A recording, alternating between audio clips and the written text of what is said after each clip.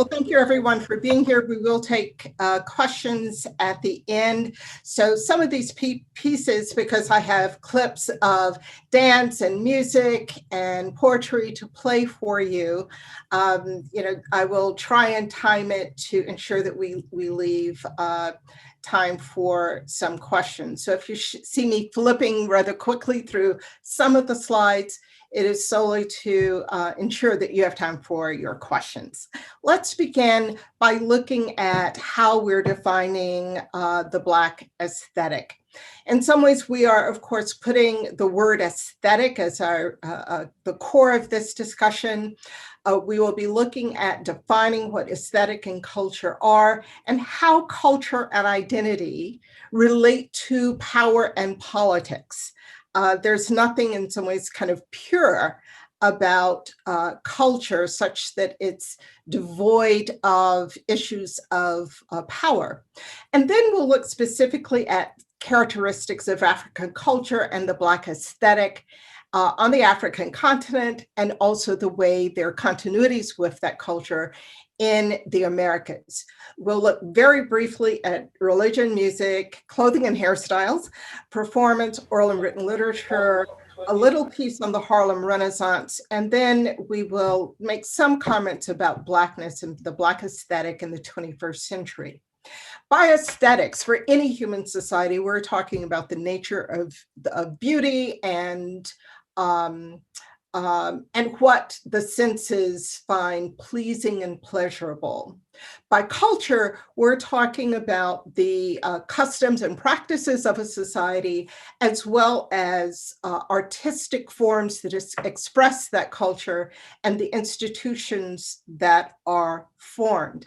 That obviously includes everything from the music we hear to speech, sermons like those of the Reverend Dr. Martin Luther King, the food we eat and like, the attire we wear, both as a form of self-expression, but also as a form of expressing the larger culture.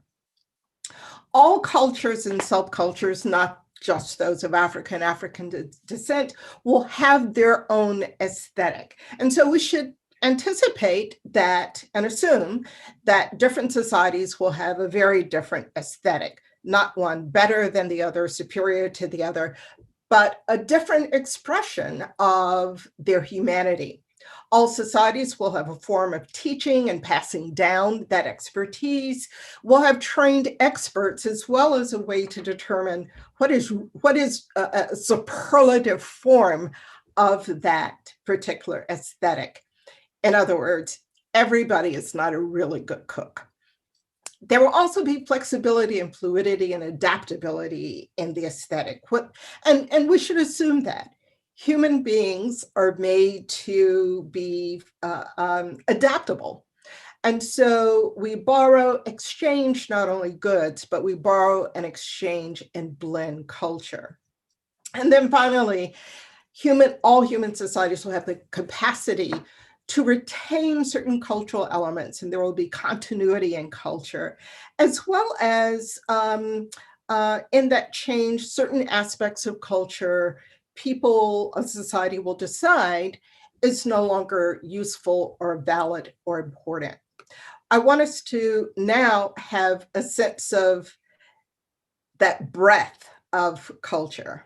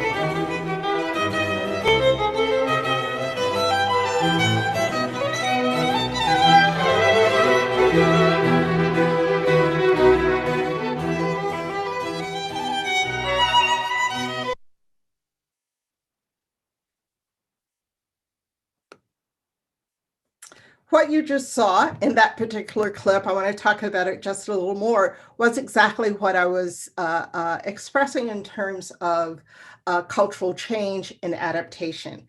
We saw a European, particularly French, ballet as an art form. We saw ballet dancers wearing sneakers and dancing in the New York City subway. We saw and wearing t-shirts and contemporary clothing rather than tutus. We saw dancers wearing masks because this is our COVID era.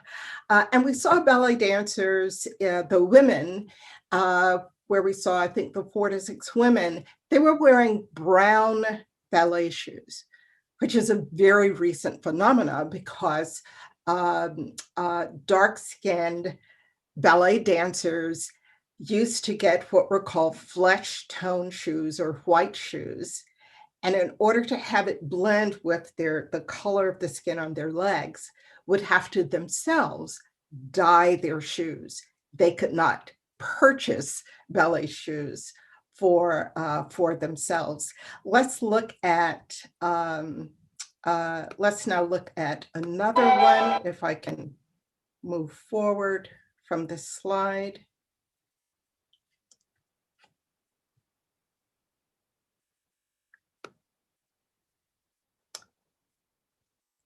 So let me make sure.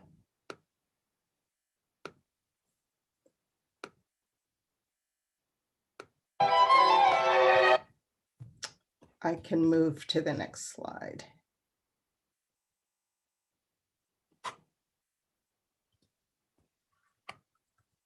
Am I in share now, or can you see it? No, you're not in share. Okay, let me go back into Zoom. So in this one, what you will see is the African-American aesthetic placed into a different cultural context.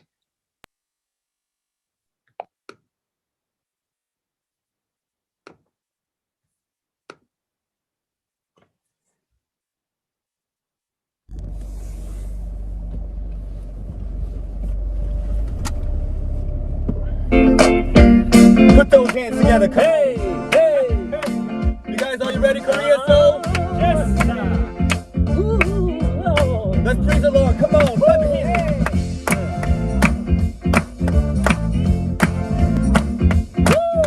Yes, sir. Come on, guys. Lord, I got know what the Lord has done for me. What He's done for me.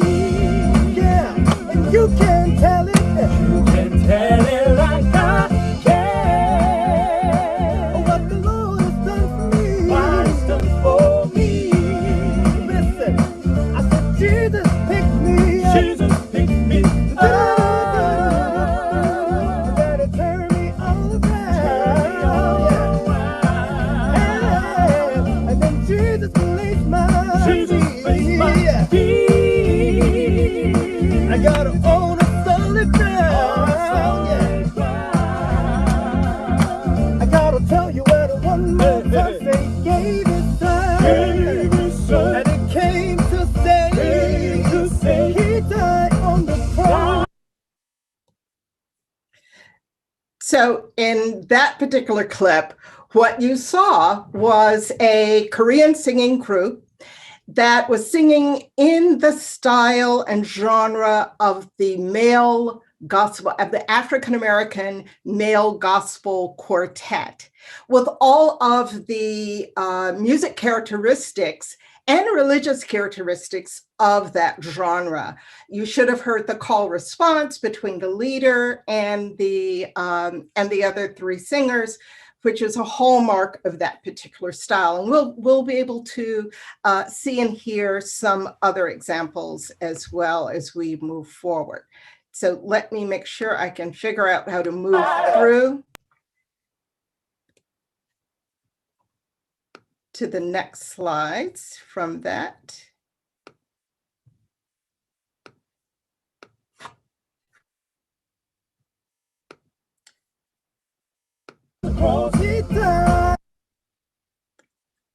let me make sure I can move through.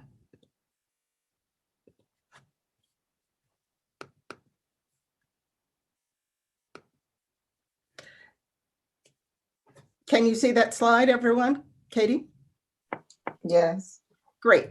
So what I want us to do now is to look at some of those characteristics, beginning from the colonial period when Africans are first brought to the Americas as enslaved people in the 1600s.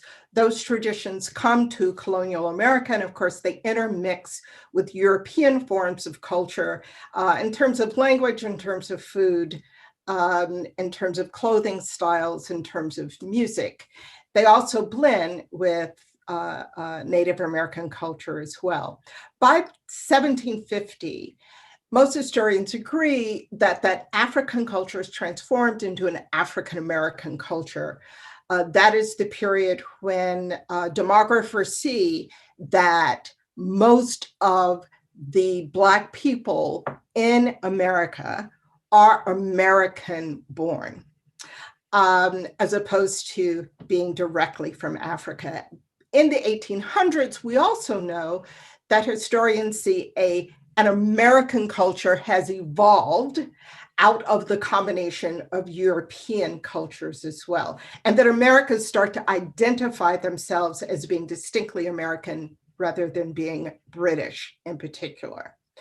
By the time we get to the end of the 19th century, one of the things that has happened with that African culture in particular is that part of the creation of Jim Crow stereotypes as Black people as inferior and uncivilized is stereotypes and caricatures are created to rationalize the disenfranchisement and of Black people and the kind of racial constructions that are created. And we'll see examples of some of those.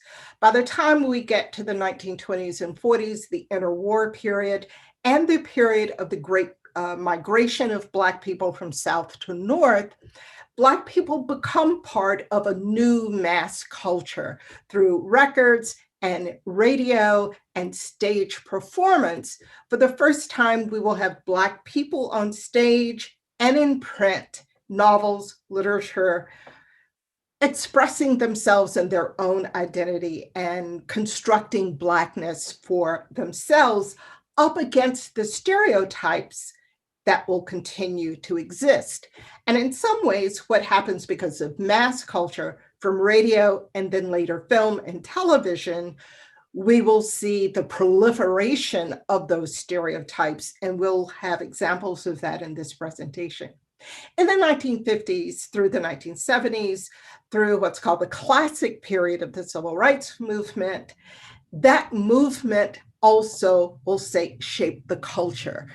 Everything from wearing dashikis to wearing afros to music itself that will incorporate a statement of Black agency, Black power, Black humanity, and Black human rights. When we reach the end of the 20th century, moving into our own, we know that African American culture will begin to dominate the global entertainment marketplace. That is true if you listen to the music played during an NBA game, if you listen to the music for commercials on McDonald's, those forms of entertainment and advertisement in the marketplace will have African American music as the dominant force. Even if we look at clothing and style, we will see that so much of it really emanates from the Black community's effort to be distinctive and unique in styling, and then it becomes marketed and placed in stores.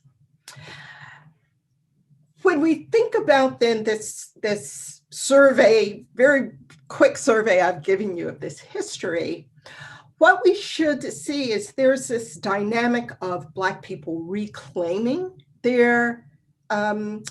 reclaiming our humanity and our own identity, self-expression up against the power that tries to diminish that. Let's look at some examples of how culture and identity and power interplay.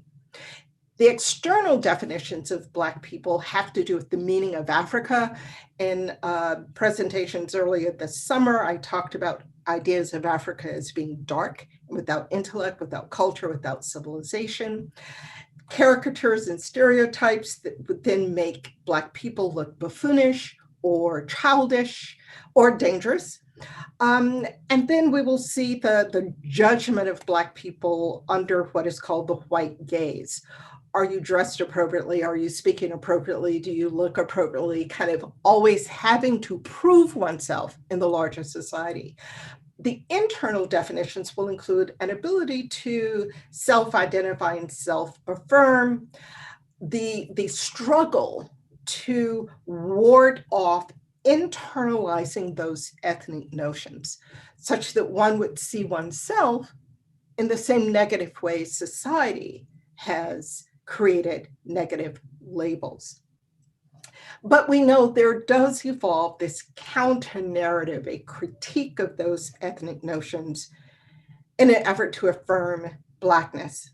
And then within the Black community, we see the evolution of a struggle, what one might call the culture wars, where the effort to appease and appeal to the larger society and marketplace, for example, in a job interview, is at war with an effort to be authentic in oneself and the meaning of one's Blackness. One of the places where we see this kind of the politics of the negative caricatures of Black people is in Thomas Jefferson's Notes on the State of Virginia, published in 1787, where in one part he is talking about kind of almost what is Blackness? Who are these dark people? And in these detailed descriptions about Black intellect, beauty, how Black people smell or sleep, and Black emotions, Jefferson talks about Black beauty and in fact says, is it not the foundation of a greater or lesser beauty in the two races, or not the fine mixtures of red and white, the expressions of every passion by greater or less suffusions of color in the one, preferable to the eternal monotony which reigns in the countenances, that immovable vial of Black, which covers all the emotions of the other race. And then he also goes on to juxtapose the flowing hair and the preference of that the orangutan has for Black women over the orangutan female. And so we have this shaping both of a racial and gender stereotype that Jefferson pronounces. Those stereotypes, we should realize, are everywhere in American society in the 19th and 20th centuries. I mean, they're on every kind of product that people simply buy and use in their homes. It's not that you have to go out of your way to see them. And so if you look at the two in the upper corner and the one in the bottom, you see Black caricatures are very prevalent in children's cartoons, and then on the promotion of various kinds of products. But that continues when we see in Star Wars, Jar Jar Binks as this buffoonish character, and caricatures of Black women, as in this caricature of Serena Williams as the angry Black woman. We see it in Kamala Harris's ambition being labeled as too ambitious. The mammy figure is one of the most dominant in American iconography of racial stereotypes that we see replicated in the upper corner by, I'm drawing a blank on her, I'm drawing a blank on her name. Shirley Temple. Exactly, thank you. On Shirley Temple. Shirley came to me and then I lost the last part. Shirley Temple, and then of course the iconic figure of the mammy in the world-renowned film Gone with the Wind. Uncle Ben on the box of rice, representing the Black male servant, and both representing the desire to serve, the pleasure in pleasing white people, and the pleasure in being a servant, as opposed to being also having one's own family and one's own family connections. Of course, then the stereotypes now work up against the reality of Blackness, whether it's Sir David Ajayi, who was the chief architect of the African American Museum in Washington, D.C., or the Honorable Shirley Johnson, who was president of Liberia and also a former city banker and city bank officer. And at the bottom here, we see African troops serving as part of United Nations forces, and Cynthia Erivo, who recently starred in the film Harriet and will also be playing Aretha Franklin in a biopic. So what we should see is there is a culture war in terms of Black people being able to claim their humanity. Let's look at those African characteristics in particular that are carried over to African Americans. In African societies, there's no word for art because art is integrated into everything in society. Art is lived, not just observed. There's an assumption that everything is beautified, the body is beautified, one's home is beautified, utensils, tools are beautified as paying homage to the beauty of the universe. A hallmark of the African aesthetic will be improvisation, also audience participation, as opposed to what's called the star format, where the audience and the performer are separated. The audience is silent as a neutral observer, as opposed to the audience also participating. Interlocutions are interesting. We'll have some examples of that. One of the best examples of that is James Brown, where you hear shouts or sounds that are not musical notes, but are interjected into a musical format. And you can actually hear those in the spoken word as well. Repetition, which also lends itself to audience participation. The more repetition there is, the more people can join in. Rhythmic language and speech, which we hear in the bass line in music, and polyrhythms in that bass line, but you hear that same rhythmical value. For example, what Lin-Manuel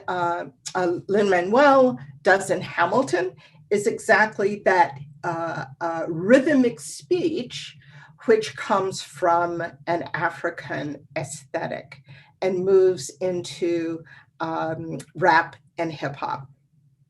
The interrelatedness of the arts, where speech and dance and music and costuming are all layered.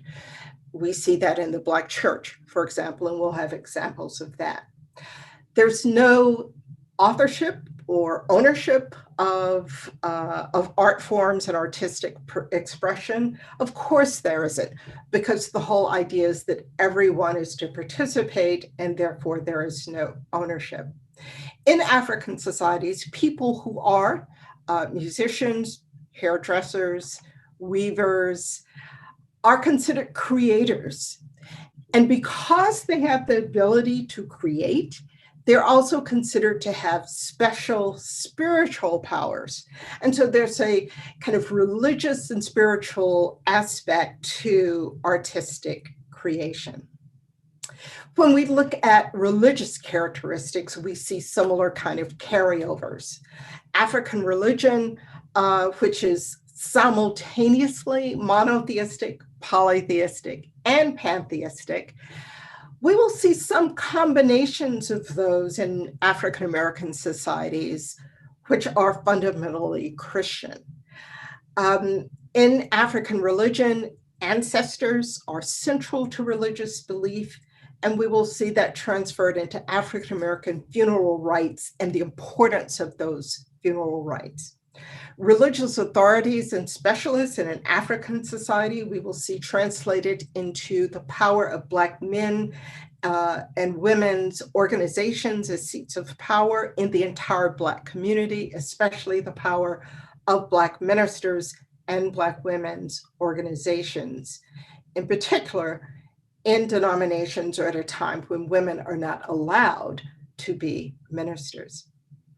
There's a belief in that the universe itself is created in harmony and that human beings create the disharmony. And therefore, religious practice is to move toward that harmony, to always try to be aligned with the rest of the universe. The family will be the core of African religious practice, especially in terms of ancestors. The church for African Americans then becomes not only a place for Sunday religious services, but it becomes a place of family and community.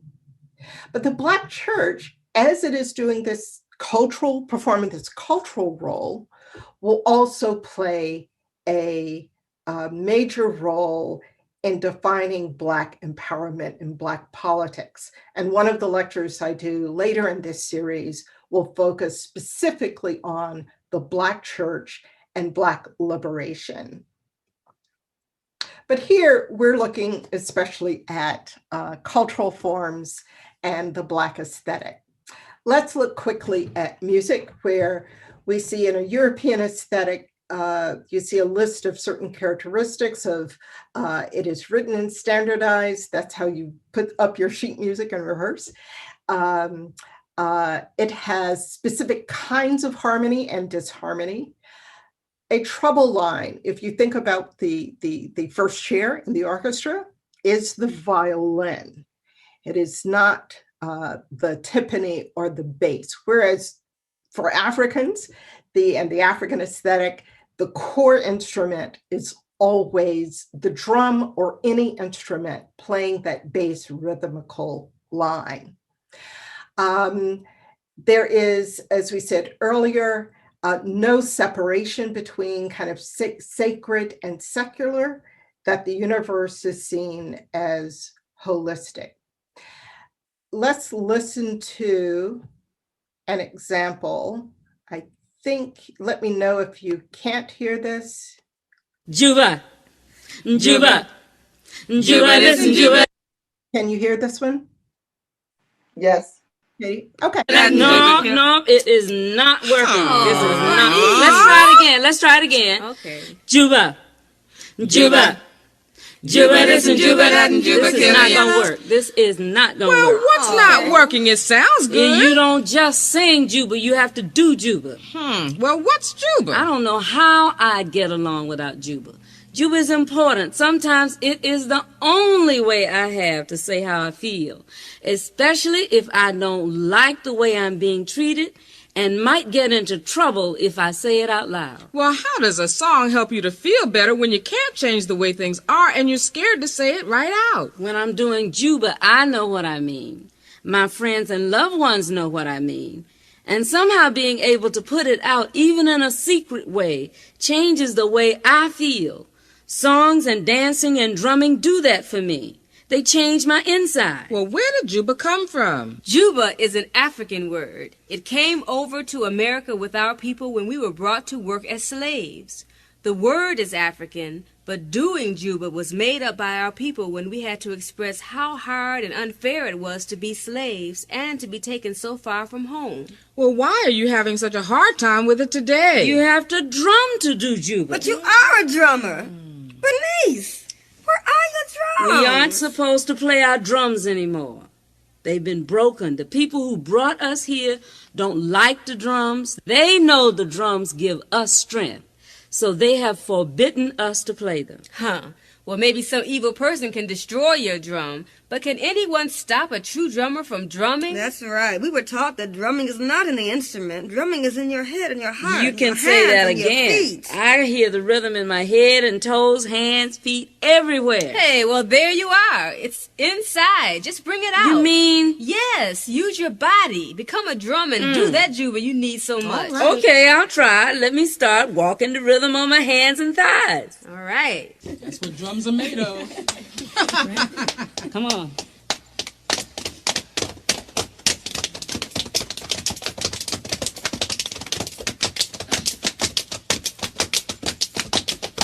Juba, Juba, Juba this and Juba that and Juba dirty yellow cat and then over double trouble Juba, ha, Juba, Juba, ha, Juba this and Juba that and Juba dirty yellow cat and then over double trouble Juba, ha. You sip the milk, you give me the husk, you cook the bread and you give me the crust. You eat the ha, Juba, ha, Juba. Oops.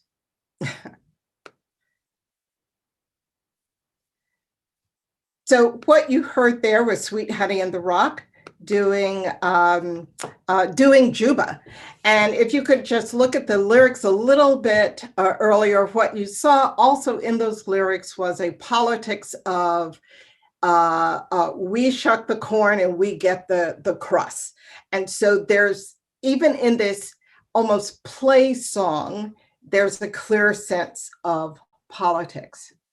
When we look at the 1920s, I talked earlier about not only the Great Migration, but also the way in which Black people become part of the larger marketplace and mass consumption of music, and nobody represents that more than the blues women.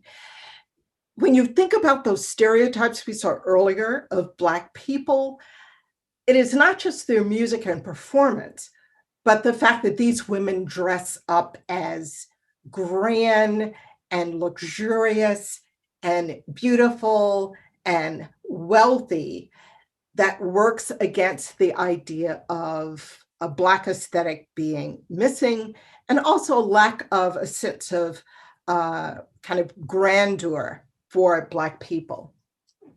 When we look at a singer like James Brown, I'm not going to take the time to try me. What we get in the singing of James Brown in particular is that interlocution, the grunts, the hey, hey, hey that comes out not as part of the song, but coming in between the verses of the song. Let's go to another characteristic, the Motown sound, which I'm sure many of you are familiar with, is one which ideally and brilliantly pulls together that African beat and that European tune. There's the use of strings and horns, which would be the European side, and then underneath that Motown sound, we still have, as they would say on an American Bandstand, a beat you can dance to. And what that did in terms of the marketplace of the Black aesthetic, more so than any other type of music, it completely infused this Black aesthetic into American teenage culture. Let's move to the next one. Oops. And now we look at beauty and adornment. As you can see from all of these different styles, one of them from contemporary, a couple of them from contemporary Africa, showing the importance of beautification of the body. If we think of the body as honoring the universe and the universe itself made by the Creator, one of the ways you honor that universe is to beautify oneself as a reflection and a part of that universe, whether it's the elaborate gele of Senegalese women or the beautiful kente cloth on this museum replica of an Ashantihini in Ghana, or the beautiful elaborate beadwork you see on the bottom from Maasai women. The idea of not only beautification, but also making it elaborate and meaningful kind of bodily expression as well. There's nothing that replicates and shows this African aesthetic more than Black women's crowns, their Sunday morning hats. And I tried to pick out for you the most elaborately luxurious ones I could possibly find in design and color and glitz and glam. Because think about this, until fairly recently, for many Black women, the only place that they could really get dressed up and glorify themselves was the Black church on Sunday morning. And now I want you to see I do want us to see this step show very briefly as an example of African dance. This is the Alpha Phi Alpha fraternity at Howard University's homecoming in 2010.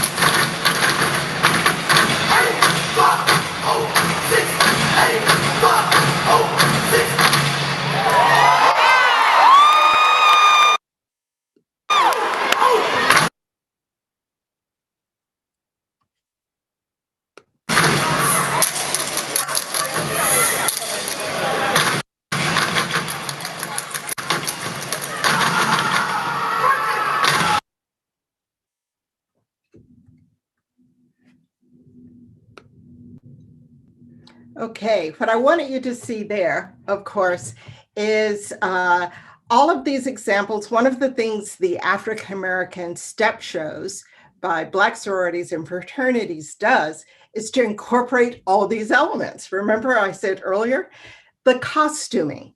It has speech and call and response. It has dance. It has the rhythmical line. And so we see once again this integratedness filters into very interesting spaces in the African American experience, both secular and sacred. Let's go back to, I'm going to take us to a couple of other slides and then we will take some questions, okay?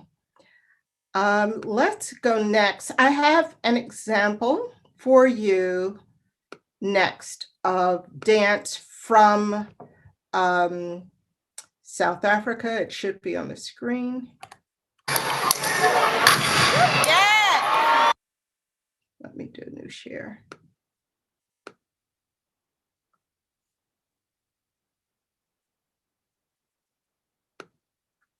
Let me try and do a new share for you. I really do want you to see this particular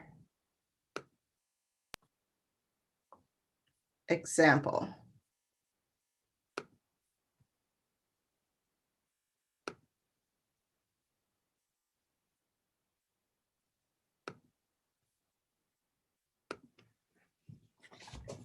What you will see here is going to be very similar.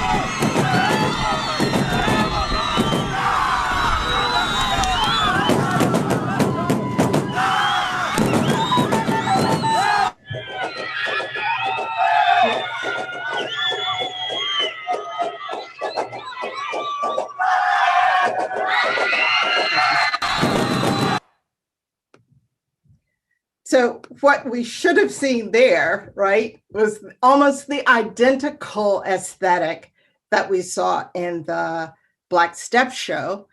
And for many of you may have seen the UCLA gymnasts all over social media who put step into her gymnastics floor routine. Both of these displays of dance and performance may have also reminded you, for any of you who have ever seen an historically Black college and university marching band, also incorporates all of the elements you saw in the Zulu warriors synchronized, replicating the formation of the Zulu military with what they call the Imfakani, and also saw the same kind of ritual synchronized dancing among the Black fraternity members.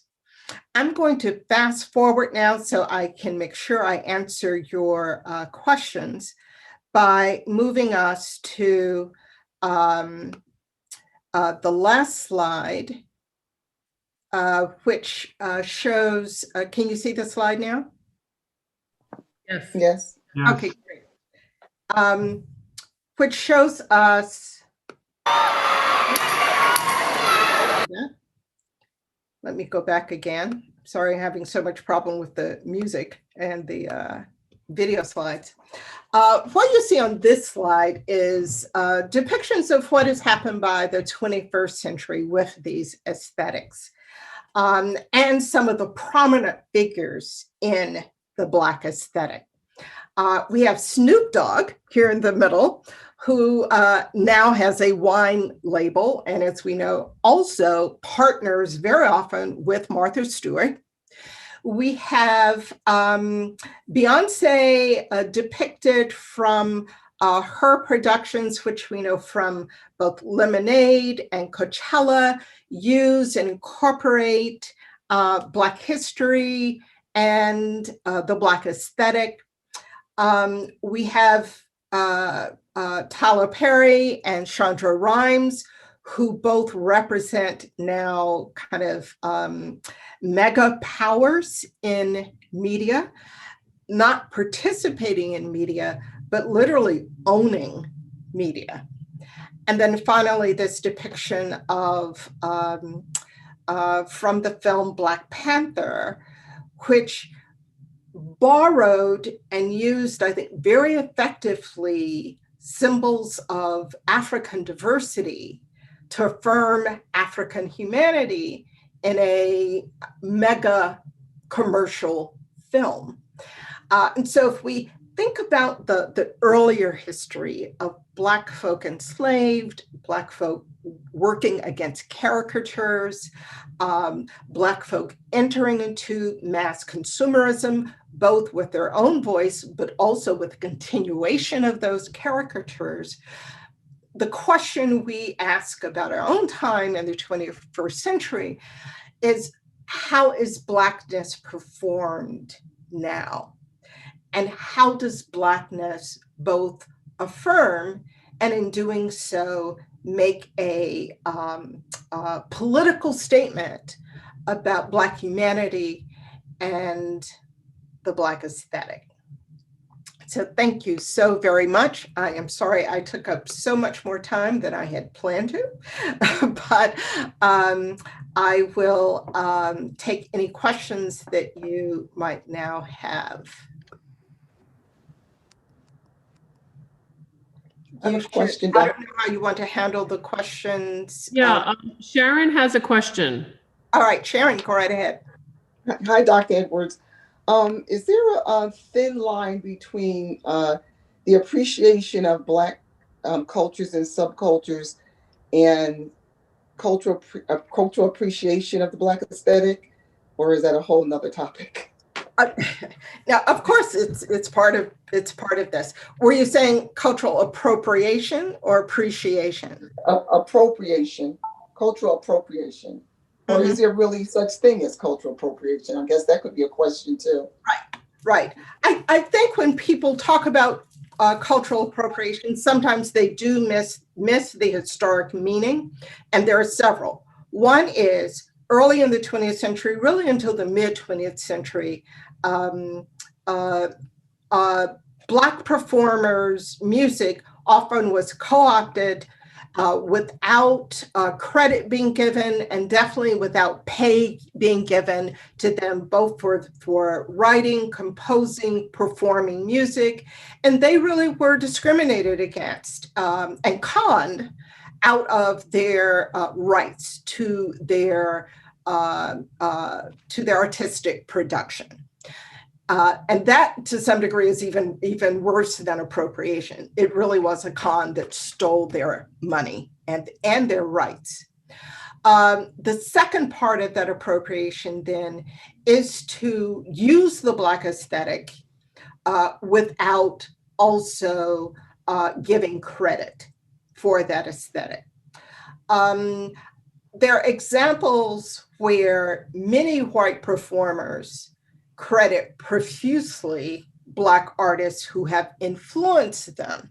And so the Beatles talk about the influence of, Chuck Berry and rock and roll.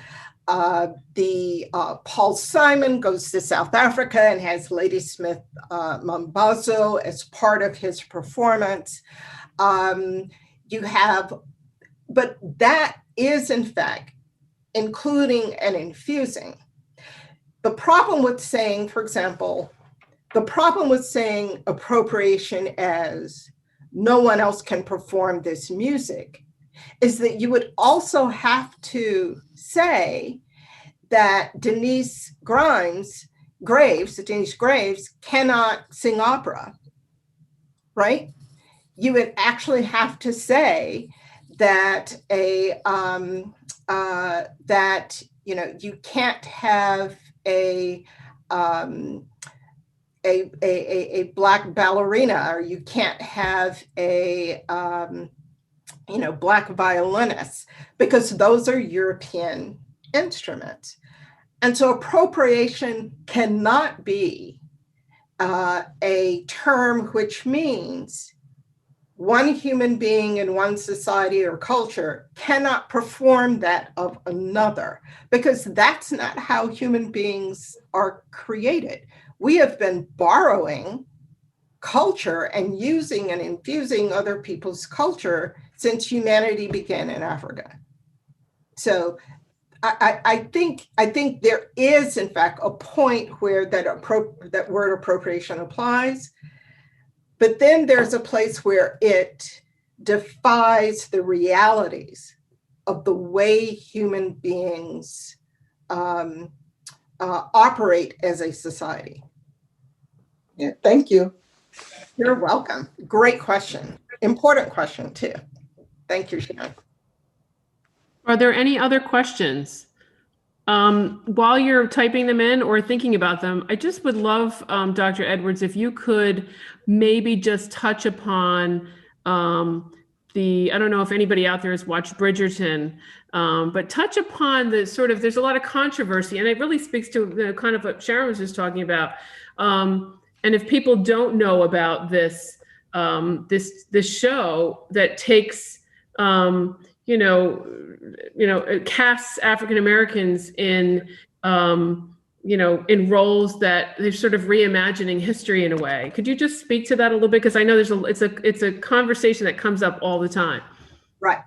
I love Bridgerton, as somebody just put into the chat. I thought it was really, really well done. And as you know, it's actually based upon a novel, but there was a choice made in doing a couple of things, not only making it a diverse cast, but different from some other productions. So for example, you will see Shakespeare done with racially and ethnically mixed casts, for example.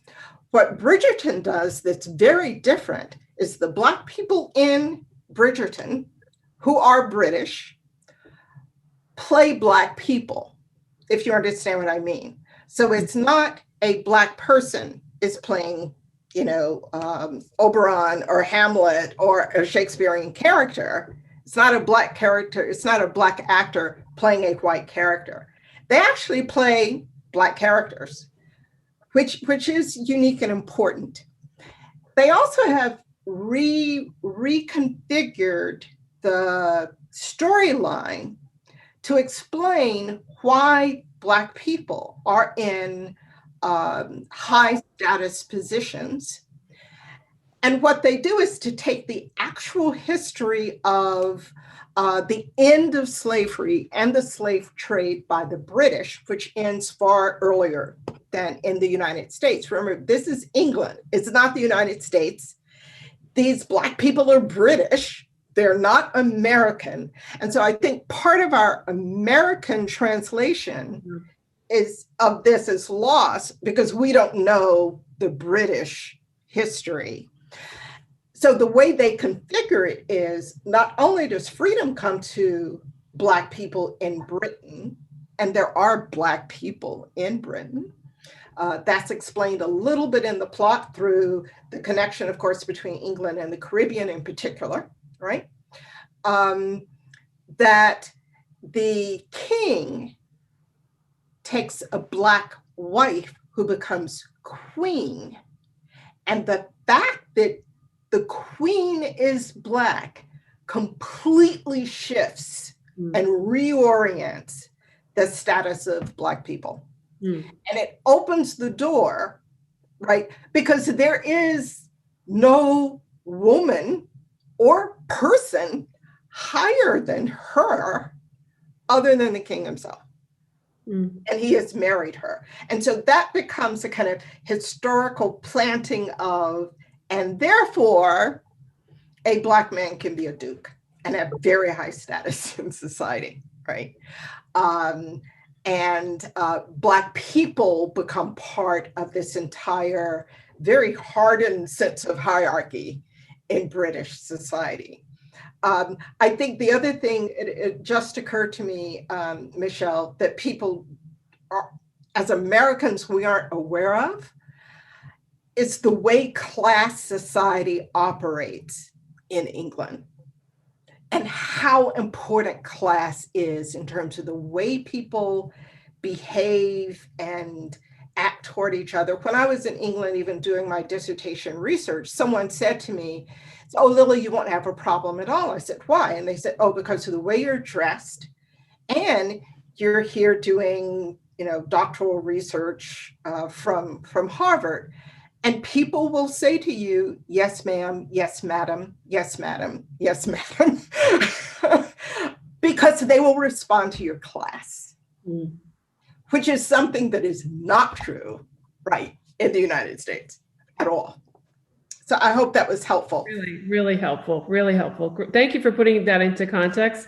And there's been some really interesting articles written about the show. And if you have Netflix, you might want to check it out because it's a great show right now.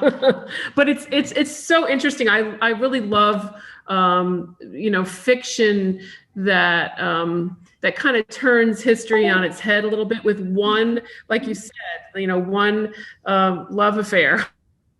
Yeah. One thing happens and it shifts. I think about the Plot Against America, the Philip Roth. I think about the Hollywood series that was written by Ryan Murphy. I think did it, and also this like revisionist history.